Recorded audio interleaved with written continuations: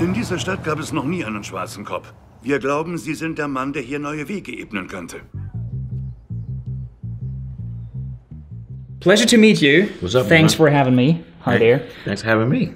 Well, I just watched the movie several minutes ago, several hours ago.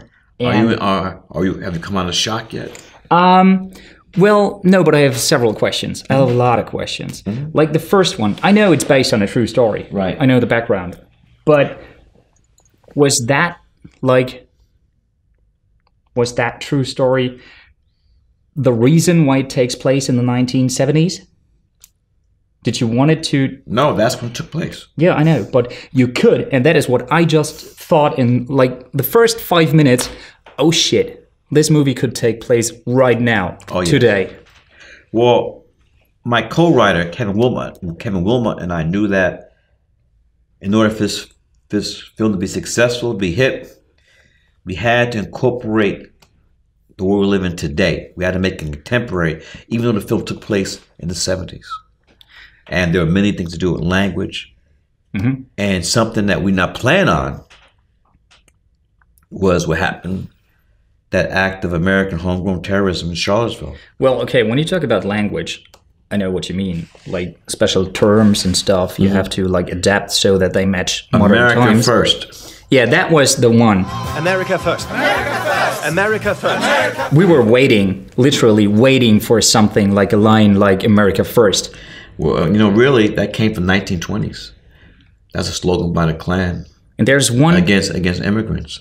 There is one part in the movie, there is one moment where a colleague of mine and me, we were like, and now he's gonna say it. Now he's gonna say it, make America great again. And it's like, you just scratched it, and then you like took the turn away from it, and everyone thought so. Everyone was like, he didn't say it. But that was definitely the America first and the make America great again moment right there. Well, it was close enough that people would get it. Do you think that there are enough people who recognize how this film just represents modern times? I do. I've always had respect for my audience, for their intellect. That's why I refuse to tell people and doing interviews, so Spike, what is the takeaway? What should audience think? I don't do that. This film was made with urgency. And I try to refrain from saying what the goals were, but I'm not going to do that with this one. In the United States of America, even though this phenomenon of the rise of the right is all over the world, but in the United States of America, the midterm elections come up in November. I hope that this film somehow, some way, maybe gives somebody a little more push so they will register to vote and vote. With all this is just a prologue to the presidential election is coming in another 2 years. And these motherfuckers gotta go. Gotta go. I know it's a harsh question, but do you think Donald Trump has a chance to be reelected? Oh, yeah. You think so? He got help. His name is Putin. Yeah, right. Okay. I mean, this thing is some serious business. This is really for this is a battle, a death battle, no pun intended, for the future of the United States of America. This is not no joke. This is serious business. Not only for the United States. So what do you say? Yeah. So, you know what I missed? What's that? I missed the point in history, like only, I don't know, some years or some month ago, where Putin turned from the ultimate every freaking James Bond movie villain to a supporter of the Western world, especially for people like Donald Trump and the altered right in Germany and Europe. Look, these guys are in cahoots. All this stuff is planned, been planned.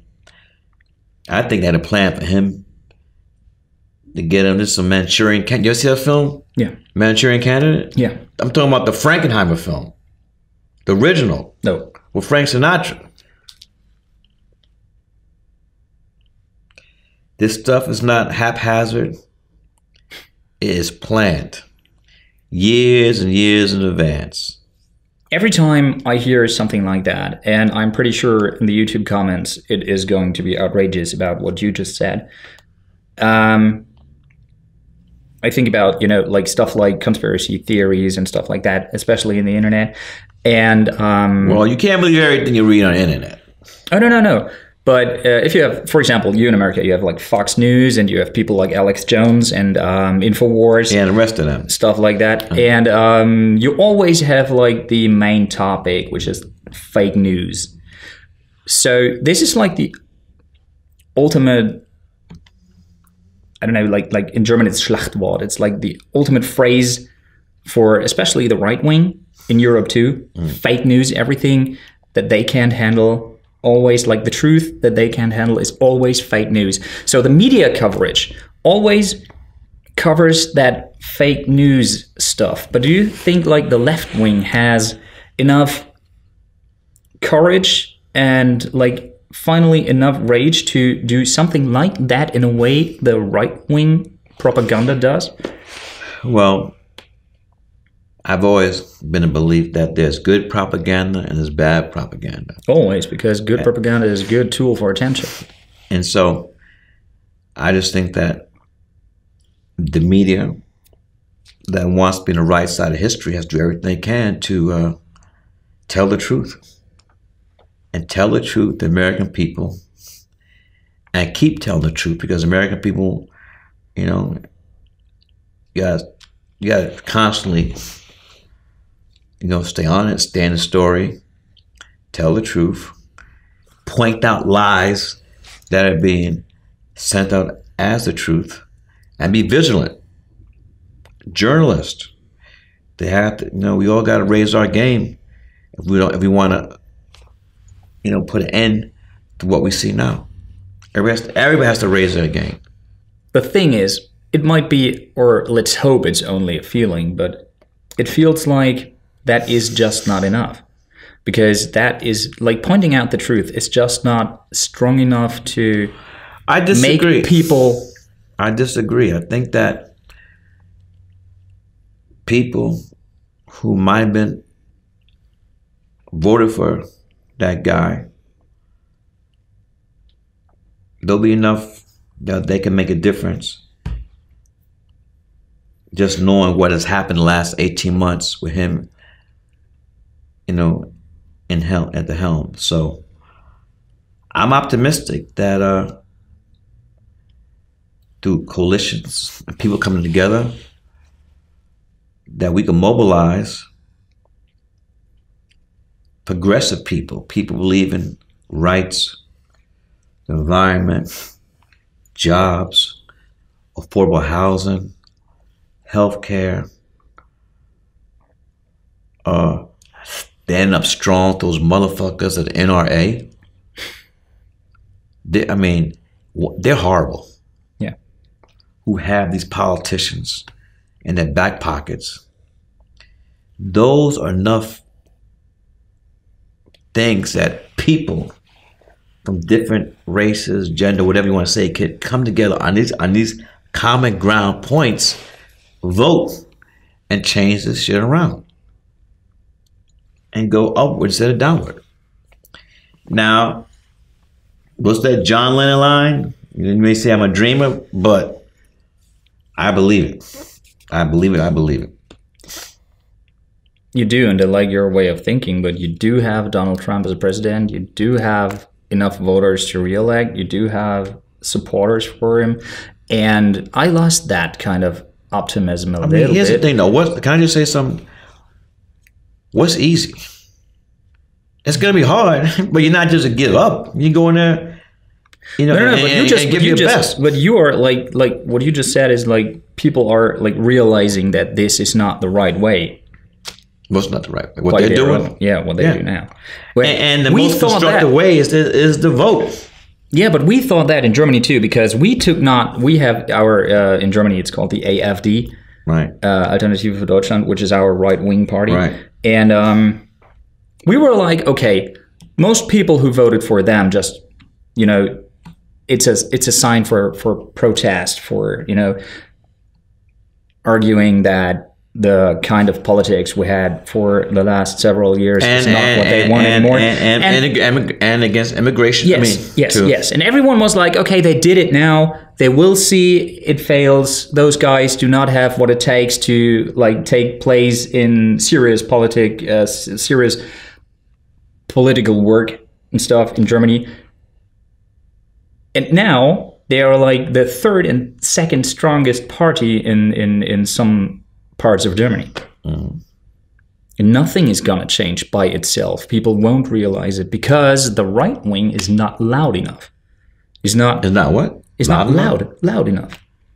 Because the right wing party always yells, everything's terrible, everything is bad, we have to protect ourselves, build walls, stuff like that, like Donald Trump does. And the left wing is like, well, let's settle down, let's see, let's talk about it. And I do not think that this is the right way anymore. I don't think so. What do you suggest? Come on. Yeah, it's like more rage. No. What do you suggest?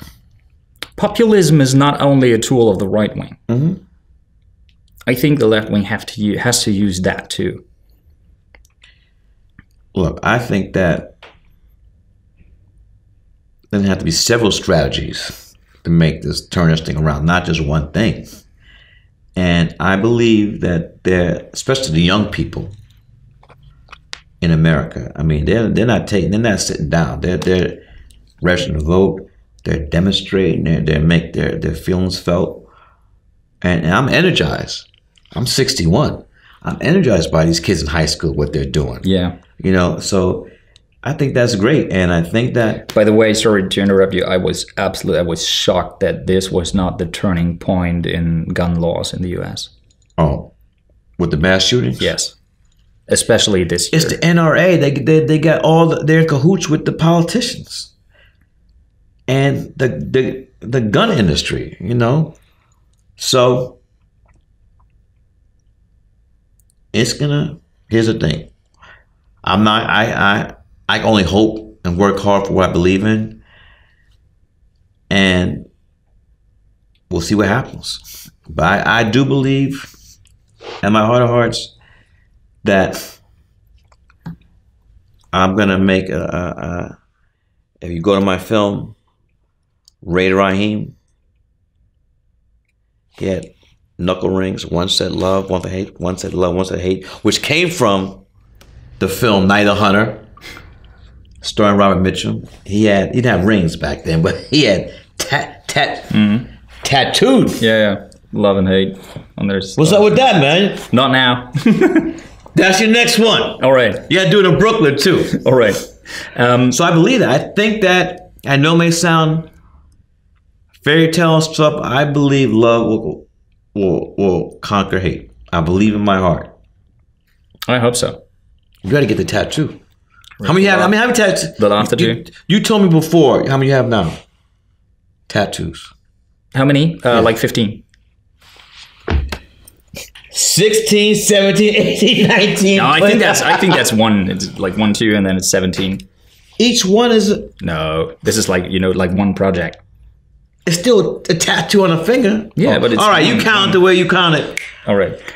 You were talking about the movie and your work and the stuff you believe in. And the movie is not about, like, criticism and stuff like that, but there was one scene I was very impressed by. That was the scene where you did something very interesting in a technical way.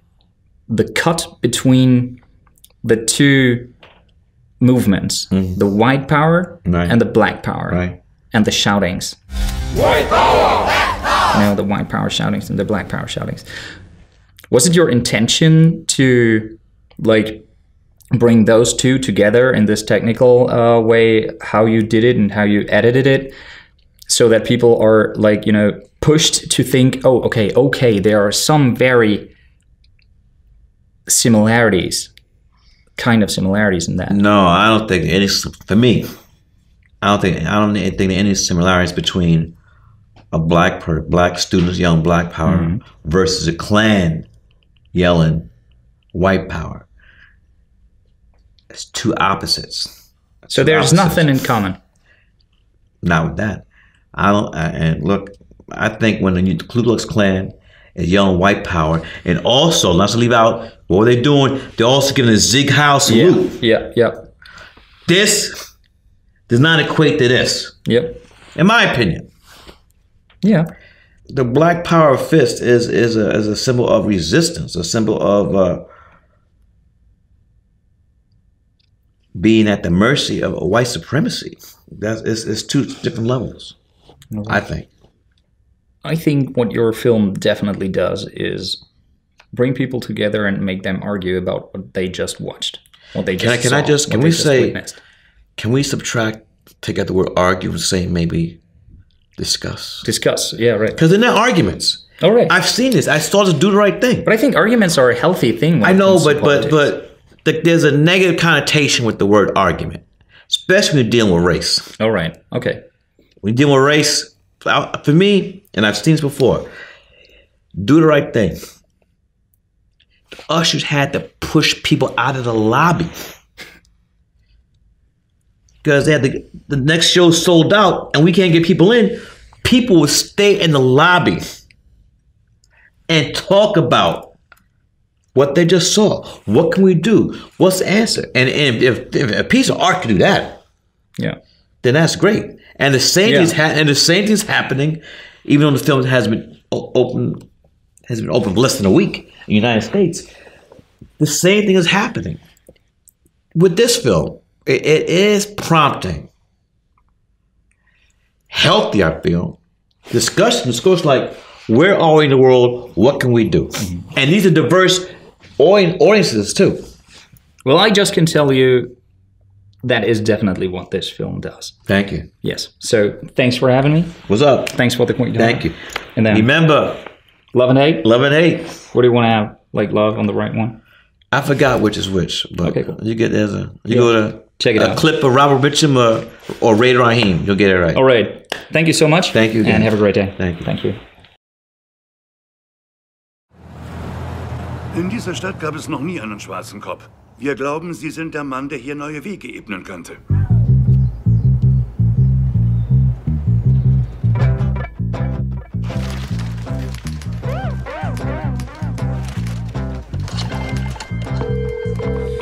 Hallo? Hier ist Ron Starworth. Mit wem spreche ich bitte? Hier ist David Duke. Großmeister des Ku Klux Klan, der David Duke? Gott! Soweit ich mich erinnere. Was kann ich für Sie tun? Nun, da Sie fragen, ich hasse Schwarze. Ich hasse Juden, Mexikaner und Iren, Italiener und Chinesen. Aber mein Wort in Gottes Ohr, am meisten hasse ich diese schwarzen Ratten. Ehrlich gesagt hasse ich eigentlich jeden, der kein reines arisches Blut in seinen Adern hat. Dann spreche ich mit einem echten weißen Amerikaner. Gott segne das weiße Amerika. Der Ku Klux Klan plant einen Angriff. Wie schlagen Sie vor, diese Ermittlung zu führen? Ich habe telefonisch Kontakt aufgenommen.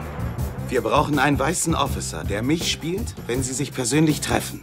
Bist du für die weiße Rasse, Ron? Oh, scheiße, ja. Gemeinsam werden wir ein Ron Starworth. Kriegen Sie das denn hin? Mit dem richtigen weißen Mann kriegen wir alles hin. Wann hat ein Neuling das letzte Mal eine Ermittlung geleitet? Oh, richtig. Noch nie. Okay, freunde dich an. Lass dich von ihnen aufnehmen. Und, was treibt ihr Jungs so? Kreuze verbrennen, Protestmärsche.